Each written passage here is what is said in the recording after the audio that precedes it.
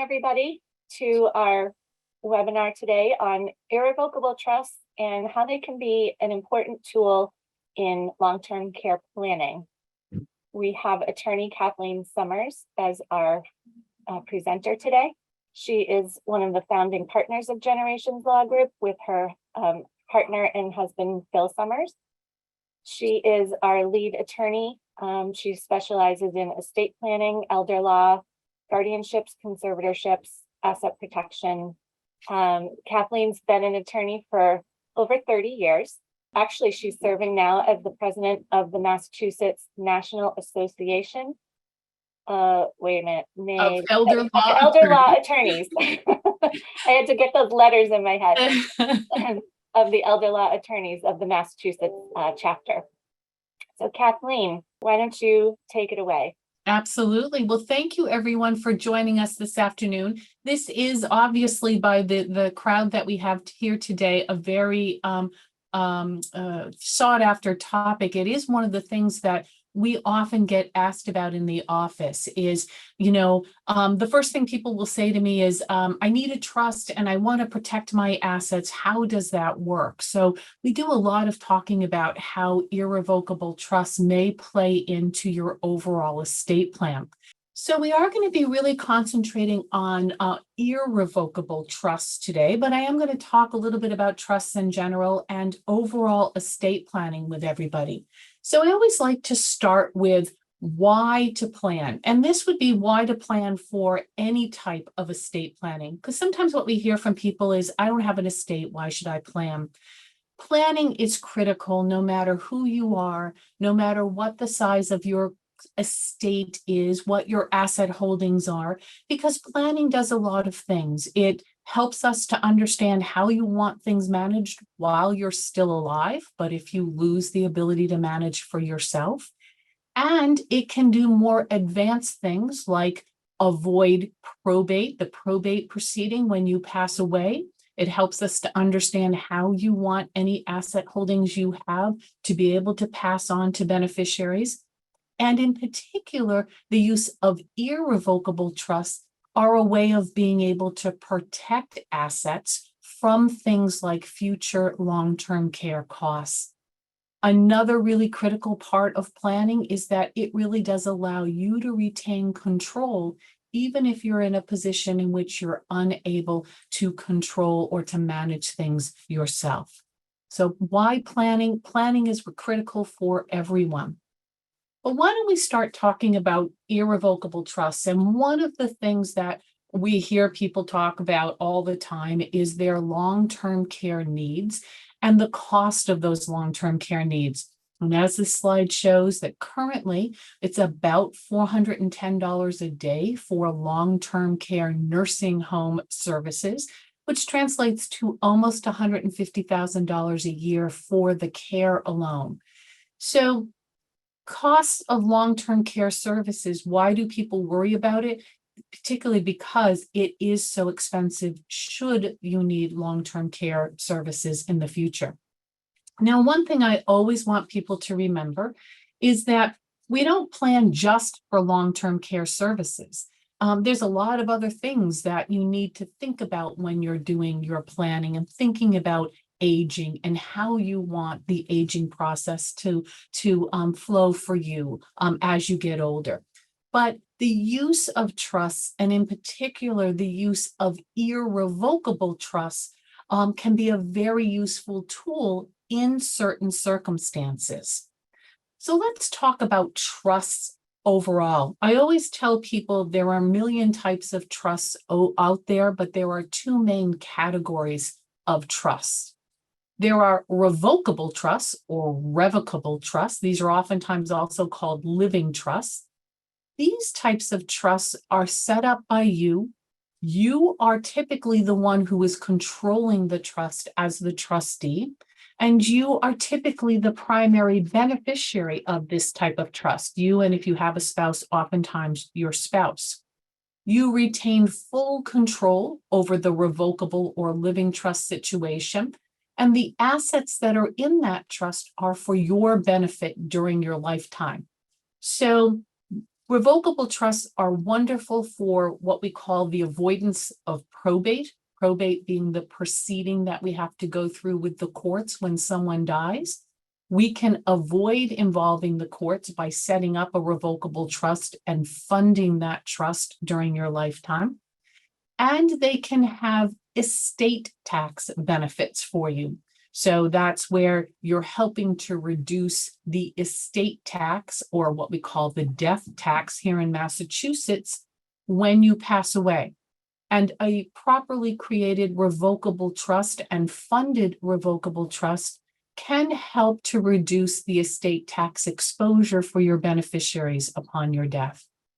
But what I like to tell people all the time is that a revocable trust really does nothing for the individual themselves. It gives them peace of mind. It allows them to make sure that their assets are passing the way that they want to and to whoever they want them to pass. It also allows them to ensure that they've named the people who will control the trust, both while they're alive, if they lose their competency or capacity, and certainly after their death. And it allows the avoidance of probate and allows for potentially an estate tax reduction. But it really doesn't do anything for the individual themselves, because assets in this type of trust are as if you own them yourself. And so any assets held by a revocable trust are subject to your needs in the future and subject to being utilized for those needs. That's where we go to the irrevocable trust situation. Irrevocable trusts are a way of helping to protect assets that you choose to put in them. It can be a phenomenal way of making sure assets of value, let's say you put a property into a trust or cash into a trust, that you're protecting it from your future needs. But as I go through this presentation, I'm going to talk a lot about what some of the downsides are of irrevocable trusts as well. So keep that in mind. They can be a very, very good way of making sure we're protecting assets, but they have a lot of downsides to them that you have to understand. So talked about the difference between the revocable trust situation and the irrevocable trust. Revocable trusts being ones that you retain control over, and the assets in that trust are for your benefit. With the irrevocable trust, think of it like a steel box, and you're going to end up putting assets into that steel box situation and keep them from your future needs, protecting them from your future needs. But you lose things like control over the assets in most circumstances, and you cannot be a beneficiary. And I'm going to talk about how that works, where you lose the ability to benefit from the principal value that you place in an irrevocable trust. Who benefits from creating an irrevocable trust? So when we sit down with clients and we're really talking about, their desire to protect assets, some of the things that you want to think about are, what are my overall asset holdings? What do I have in terms of investment assets, savings, checking, stocks, bonds, money market accounts, those kinds of things? What do I have in retirement savings? What are my properties and what are they valued at, and how am I using them? This is a really good place where sitting down with a financial planner, somebody who really can help you to take a look at what your asset holdings are if you're not someone who is really in tune with how finances work or how investments work. Sitting down with an advisor, a trusted advisor, is absolutely something we recommend, because they can help you take a look at what are your asset holdings and how will those last over a period of time. And that's always the things that you want to think about when you're doing this kind of planning. What do I have? What are my goals for those assets? And I'll talk a little bit more about that. And what do I have to make sure that my quality of life, my choices as I age, continue to be things that stay in the forefront? How do you balance this desire to protect assets from your future needs, while also making sure that you have enough assets to do the things that you want to do, keep the quality of life that you currently have or wish to have in place. I always joke a little bit. I can impoverish anybody. We can set up some kind of an irrevocable situation or gifting away of monies so that you have no assets that would be exposed to your future needs. But then you're going to lose things like control, things like the ability to be able to have the quality of life and the choices that you want. Maybe you want to travel. Maybe you have charitable desires, things that you want to do as you age. Maybe you want to provide for your family in certain ways. And the use of an irrevocable trust can help that, but it also can hinder that. So we really want to take a look at what are your goals as you're aging? What's important to you? And then what kinds of tools can we use to help support those goals as you move forward? Sometimes we see irrevocable trusts are used, let's say, if there's a second home. You have a home down on the Cape or in New Hampshire or somewhere else that you absolutely want to ensure stay in the family, to be able to pass on to the next generation. The use of an irrevocable trust can be very helpful in that situation. Maybe you have value, cash value, investments that you say, I don't need the principal value of these investments again for my own needs. I have other assets that I can rely on as I age.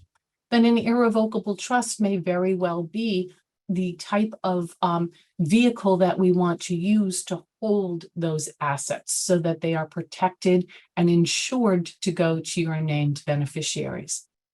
So you want to look at your overall desires as you age, what's important to you, how much control do you want to maintain, where are you maybe willing to give up some of that control for some added protection, and what's important to you in your overall aging process, and how are you going to make sure you maintain your values, maintain what's important to you, and to be able to maintain quality of life for yourself.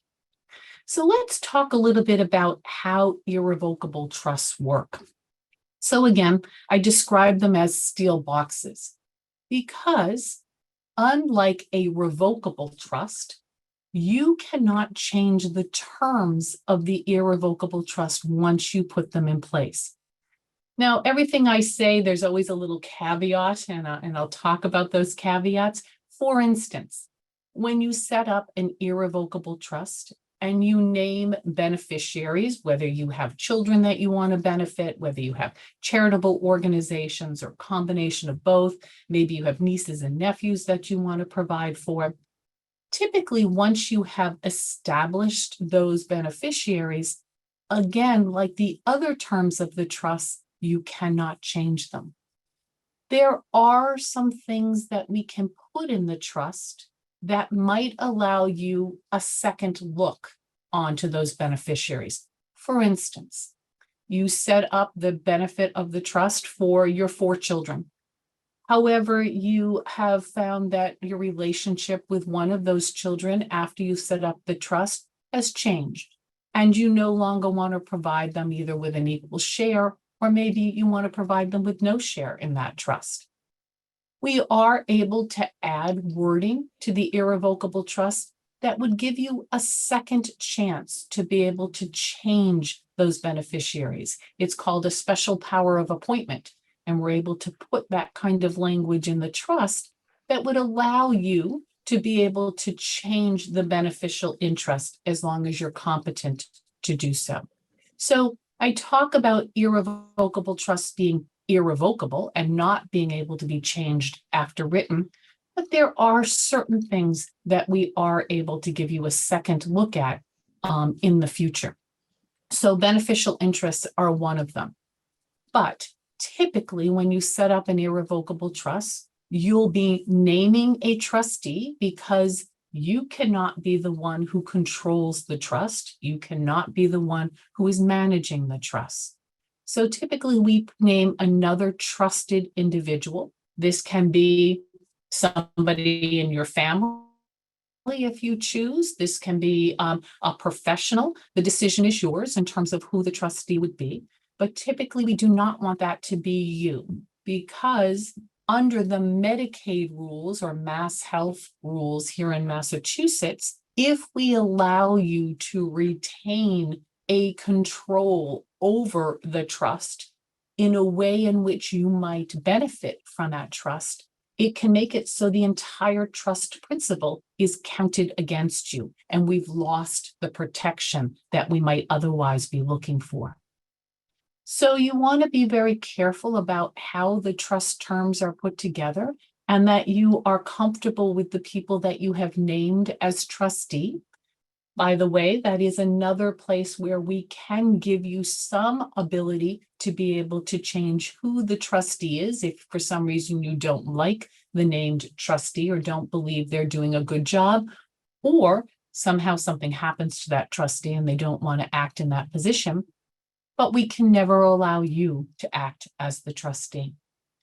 And how we see a typical irrevocable trust written is certainly that upon your death, the value in that trust will go to your named beneficiaries.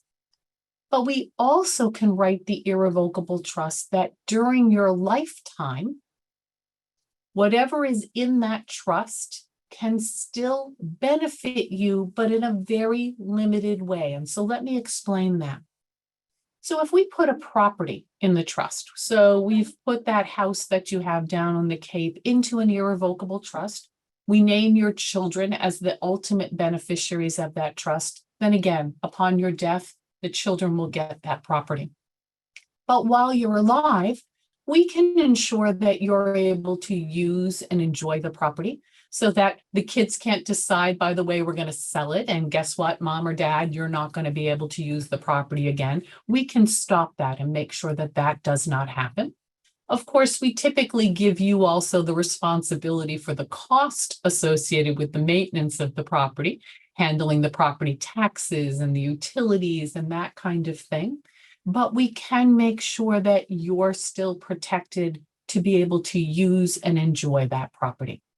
But if that property were to sell at any point during your lifetime, the value of that property cannot go to you. It will stay in the trust, and it is for the benefit of your children.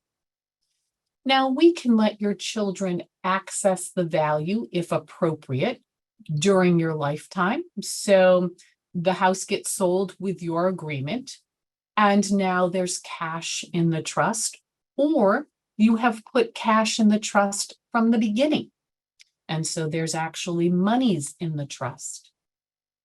That money will be invested just like any other money would be, and any income that that money earns could go to you if that's what we believe is appropriate in our discussions about setting up this type of a trust vehicle.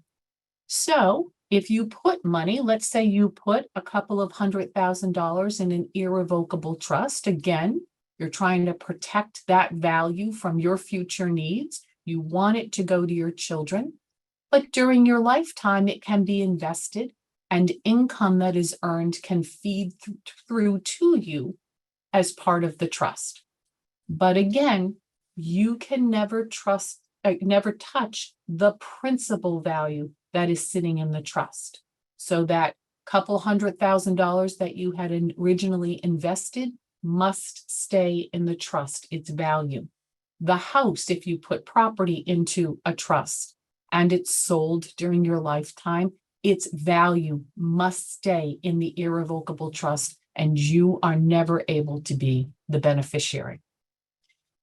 Now, we can put a safety valve, that's what I like to call it, in an irrevocable trust that allows, if your children, let's say, are the beneficiaries of the trust, even while you're alive, the trustee could give them the value out of the trust. So let me explain that. Let's say we have $100,000 in an irrevocable trust. You, again, are not the trustee, but you've named, let's say, your oldest child to be the trustee, and you have 3 children, and you've named them all to be the beneficiaries. The older child as the trustee will invest that money. You can earn the income that gets invested so that you have a little bit of an income stream coming from the trust during your lifetime. But let's say there is a decision that you need to somehow get access to that money. Remember, you can never be the principal beneficiary of the trust. You cannot get at the principal value. But the trustee can have the ability under the terms of the trust to make a distribution to the children because they are the beneficiaries of the trust. And if the children, out of the goodness of their hearts, are willing to gift you that money back again, that's how we can get money to flow back to you. But remember, you cannot force that distribution. You have no control over it, and you cannot make it happen. Once the children receive the distribution, if they decide not to give that money back to you, that's their choice, and you have no ability to force them to give the money back to you. So, very important considerations when you set up an irrevocable trust. You need to understand that you will not be able to access that principal. You are leaving it to the discretion of your trustee to give that principal value to the beneficiaries, which is not you. It is whoever you have set up to be the beneficiaries. And only if they are willing to give it back to you will that money come back. Kathleen, excuse me for interrupting. Absolutely. We do have a couple of questions. Are you at a good point? Okay. Absolutely. The first question is, does a special power of appointment used to change a beneficiary in an irrevocable trust nullify the protection the trust assets receive during the Medicaid application process? It should not, because typically a special power of appointment is typically not exercised until the time of your death. So how we do that is in your will. So let's say you've set up an irrevocable trust. You've named, again, your 3 children as the beneficiaries, and for some reason you have decided to remove one of them as a beneficiary. If there is a special power of appointment in the trust, it is typically, although there are other ways to exercise this power of appointment, but typically it is not exercised until your death. And so in your will, we have to actually put wording that says, I am hereby exercising this power of appointment that I had retained in my irrevocable trust, and I am removing one of my children as a beneficiary. So that's why it doesn't affect any kind of Medicaid planning, because number one, it doesn't get exercised until your death. And number two, you are restricted. You cannot leave the money instead to your estate. You cannot leave it to the nursing home that you may be going to. We're very clear about some restrictions about who you can actually exercise that power in favor of. So we have to be very careful about that, but it should not, as long as it's properly done, affect Medicaid eligibility or mass health here. Okay, thank you. And the other question is, are distributions from an irrevocable trust considered taxable? So whenever a gift is made, whether the gift is coming from someone's estate, whether it is one individual gifting money to another individual or a trust gifting money to the beneficiaries, the gift itself, the value is not taxable. Now, Uncle Sam will get his taxes in other ways. So the trust is taxable.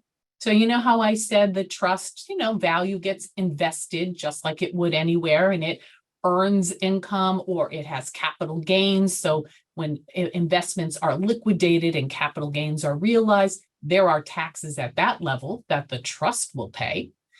And if the trust is written in such a way, the irrevocable trust is written in such a way that you are getting the income, that you retain this special power of appointment. These are all things that make the trust what we call a grantor's trust. So even though you don't have access to the principal, you can't touch it. When you die, the value of that trust is part of your estate for the estate tax calculation here in Massachusetts. It's also part of your estate tax calculation federally, but the federal limit is so high, it's right now at 12.08 million, that most of us are not having to worry about that at the time of our death. But Massachusetts does have an estate tax level at $1 million. And so the value of the irrevocable trust, again, depending on the purpose of the trust and how we've written it, can be included in your estate when you pass away for the estate tax calculation. Now, why would you do that? Well, it's because your beneficiaries get certain tax benefits. If we've included that as part of your estate for the estate tax calculation, then the values in the trust get what we call a step up in tax basis. Let me just explain that. And oftentimes it's easier to think about in terms of real property. So you own a home. You bought that property back in the 1960s, 70s for $30,000. Now that home is worth $400,000. That is, a $370,000 gain over your lifetime. Now, if that's your primary home that you're talking about, and you are married and you and your spouse sell that home while you're alive, then what happens is you get each a $250,000 capital gains exclusion. And so that $370,000 gain isn't taxed to you.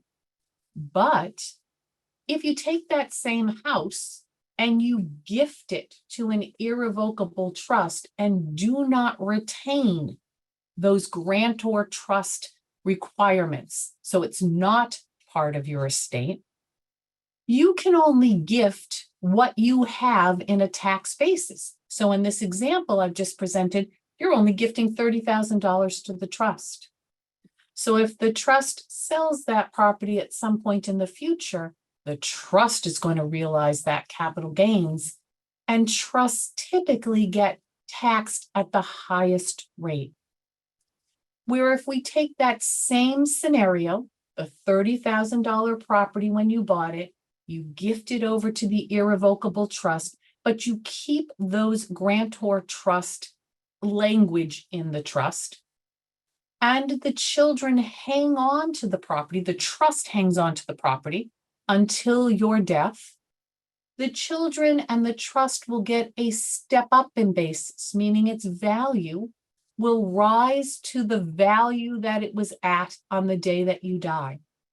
Now, yes, that $400,000 in this example will be part of your estate and could be taxed as part of your estate, but the capital gains will now be reset so that it is at the value it was worth when you died. So if the children sell the property out of the trust pretty quickly after your death, they're going to have no capital gains. And the estate tax level is typically lower than the capital gains tax. So I'll go back to my original statement that Uncle Sam gets his taxes somewhere, but what we try to do is minimize it where we can. Thank you. Couple more questions. Sure. When it comes to applying for Medicaid, is there a look back period with an irrevocable trust? There is, and I'm going to get to that in a moment, but good question, and yes, there is. Okay. And the last one, if you receive income from an irrevocable trust, does the value of the trust automatically get pulled back into your estate for mass estate tax calculations? So when you're getting the income from the trust, typically that's one of the things we look for to make it a grantor's trust. And so that is one of the things that we have in there in order to purposefully classify it as a grantor's trust.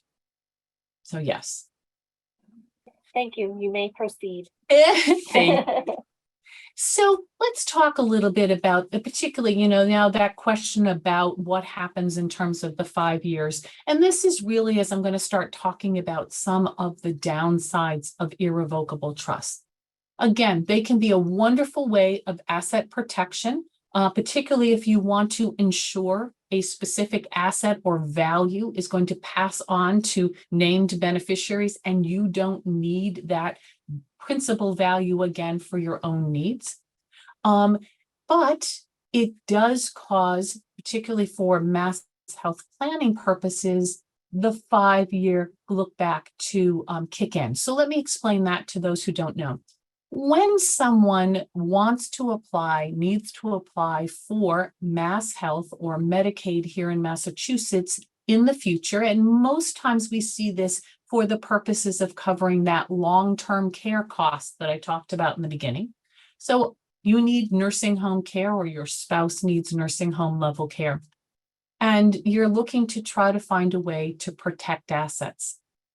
One of the things that we can do is to set up an irrevocable trust, again, to purposely protect whatever that value is that we've put into the trust. But the creation of the irrevocable trust and the funding of the trust. So it's really the date the trust is funded. When we move the house in, or when we move that cash value or investment values into the trust, that's the day that the 5-year clock begins to tick. And what the 5-year clock is that Medicaid says, if you're going to do this kind of planning, or if you give away assets, and that's really what they look at the irrevocable trust as, is a way of giving away assets. You can do that. That's perfectly your decision to make. However, Medicaid says, we're not going to let you become eligible for benefit if you've done this kind of planning or given away assets of value for less than fair market value anytime within a 5-year period of your applying for assistance. And so we always think about that 5-year clock when someone is 75. In many ways, we're really planning for 80. When you're 80, we're really planning for 85, and so on. So you always have to think about, when setting up an irrevocable trust, a couple of things. Number one, if I set up the irrevocable trust and something were to happen to my health, catastrophic way, and I needed or wanted to apply to the state for assistance, the fact that I have set up this trust is going to cause me an issue for 5 years. Do I have enough assets in other areas that are owned by me, owned by my spouse, to be able to get me through that 5-year period of time? So that's, again, one of the things we look at in terms of a balancing act. If we set up an irrevocable trust, can we get you through the 5-year period of time? Now, the other way that we get someone through the 5-year period of time is, again, that back door of what I described before, of the way for the beneficiaries to get money out. So sometimes what we'll do, if the family situation is right and you all are on the same page, although remember, there's no guarantee of that when the time comes, but if the family is for the most part all on the same page, then we could set up an irrevocable trust now. And let's say some catastrophic event happens, because we don't have the crystal ball and we don't know what the future may bring. So you set up an irrevocable trust now. You take a couple of $100,000 and you put it in the trust for the benefit of your children. And then something catastrophic happens in year 3. So there's a couple of things we have to do. Either you find another way to pay for the care that you need from year 3, 4, and 5 in order to cover, and this you use out of your other assets. Or if the trustee and beneficiaries are willing to take value out of the trust, give it to the beneficiaries, and then give it back to you, that's another way that we can get you through to the end of the 5-year period of time. But you need to remember that once you set up these types of trusts and fund them, you are starting that 5-year clock ticking. And you need to think about how else will you get you through. Because nursing home care, even though it sometimes is what ends up happening that we need because we cannot provide the right level of care anywhere else, it's usually not people's first choice. If we could find ways to provide care at home, if we could find ways to provide care in some other community, an assisted living community, a memory care community, maybe one of the continuing care communities that are out there, you want to make sure, again, that you have looked at this planning in an overall way to make sure you still keep choice and quality of life for yourself. So irrevocable trusts can be an incredibly good way of being able to protect assets. A few years ago, probably about 8 or 9 years ago in particular, irrevocable trusts were under incredible scrutiny by Medicaid, by Mass Health, because they don't like them. They want to find a way to break them. And there was a lot of legal activity that was happening around irrevocable trusts, trying to break them. But we have found that as a bar, as an elder law bar here in Massachusetts, for a properly written irrevocable trust, we have been able to prevail. And you can have one written in such a way that it does protect assets against future Medicaid needs and Medicaid planning and your long-term care needs. But it does have to be properly written. You do have to make sure it is properly administered, meaning that under no circumstances does direct benefit go to you, except for that income benefit that I said you could retain. And that you are very sure that you are going to have assets elsewhere to be able to help get you through that 5-year period of time should something catastrophic happen. And one thing to remember, when you are a married couple, and even if just one of you set up an irrevocable trust, it does affect the other. So anything that one part of a married couple does affects the other when we're looking at Medicaid eligibility in the future. And so that's an important consideration. Anything one does will affect the other, whether it be gifting, setting up an irrevocable trust, whatever. Remember, these trusts can be used to hold property. They can be used to hold value in terms of cash or investments, and it can be used as a combination.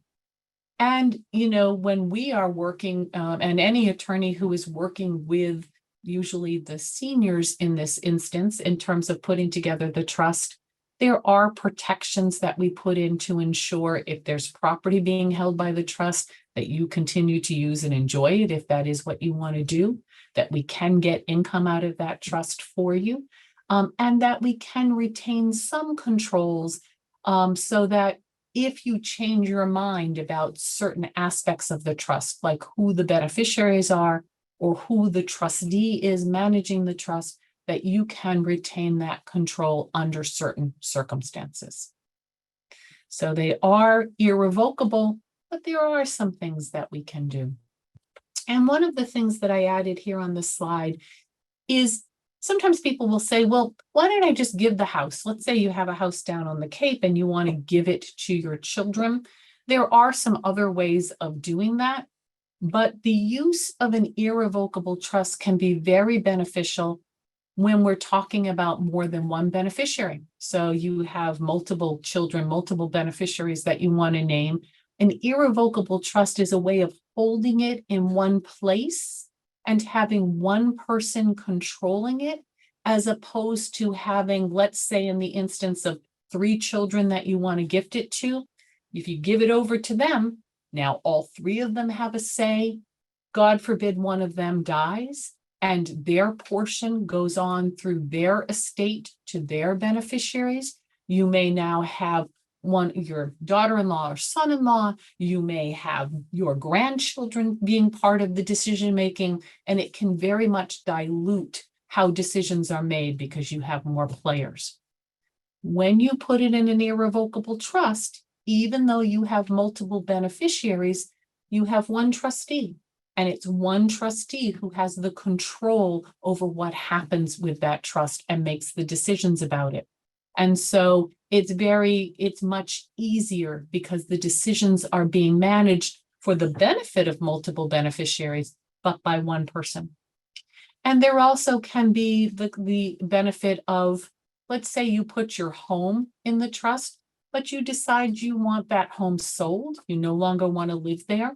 The irrevocable trust can sell the property. Now, remember, they can't give you the value, but the trust could buy you another property to be able to live in.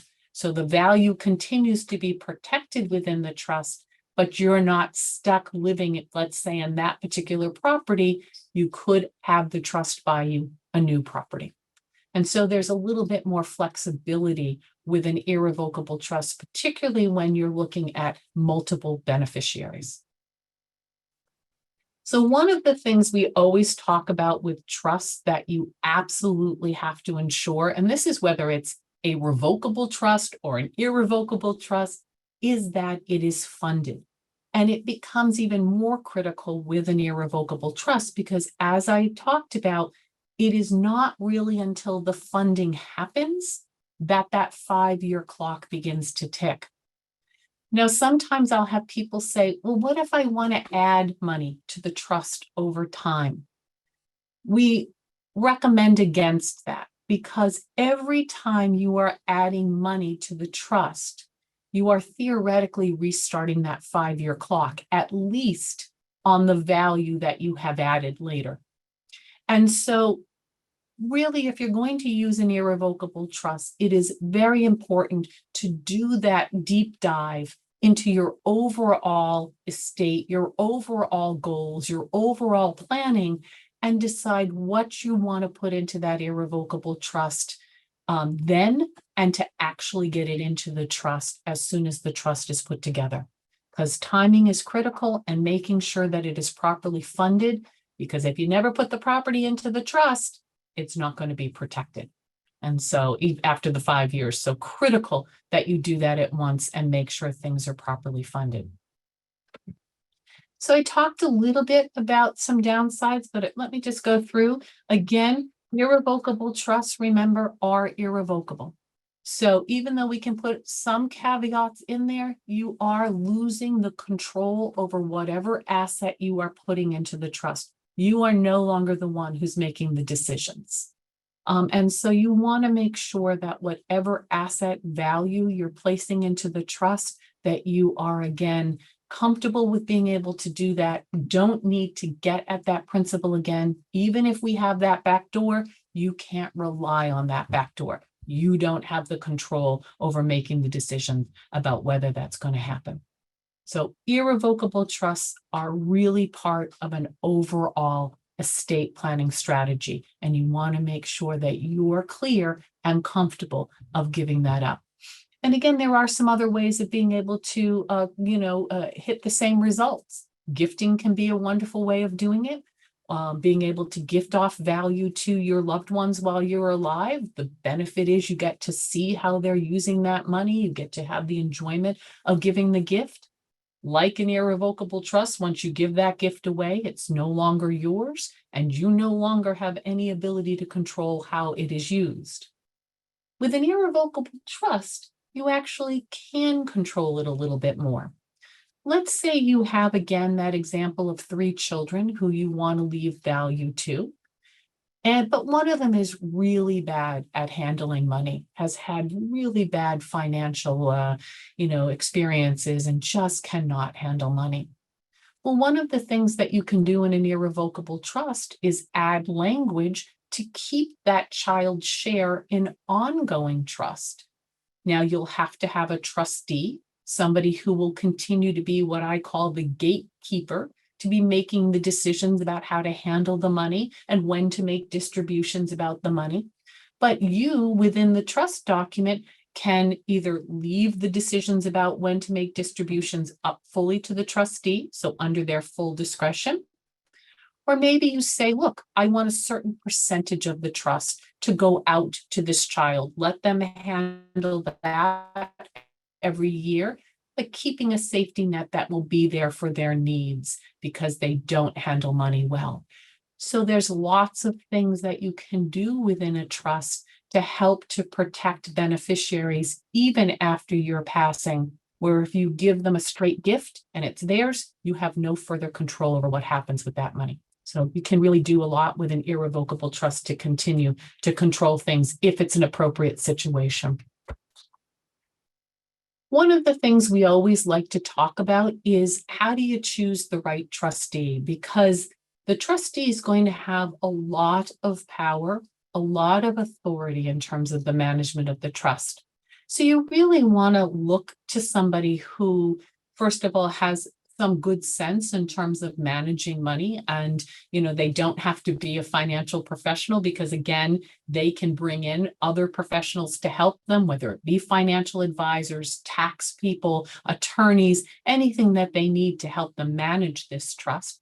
But you want that person that you choose to be somebody who is trustworthy, somebody who you have confidence in that they will manage things for the best interest of you in the sense of creating income if you need it and making sure that the trust runs properly during your lifetime, but also for the beneficiaries, that they will make sure that what you have outlined in the trust is followed and that they do what is appropriate for the beneficiaries. Sometimes that's a child. It's funny. Sometimes I have people who say, well, I need to choose my oldest child. That's not always true. Sometimes our children all have their different skill sets, and we know our children, or if we're not utilizing children or using other trusted individuals in our lives, we know those trusted individuals better and really need to choose the person that we believe will do the right job as trustee. And again, remember, they're never alone. They have the ability to bring in whatever assistance or help they need to make the right decisions for the trust and for the beneficiaries. So when thinking about who the trustee is going to be, it's somebody who you believe is going to be able to make good decisions for the trust, who's going to follow the terms of the trust, and ultimately make good decisions for the beneficiaries. And again, we can retain some ability to change that under certain circumstances in the future if necessary. That's really it. I did want to let everybody know that we do have a book that you can download that talks about trusts and how they can be useful to your family. Thank you all for participating. I hope this has answered some of your questions. And if there's anything additional that you need, give us a call.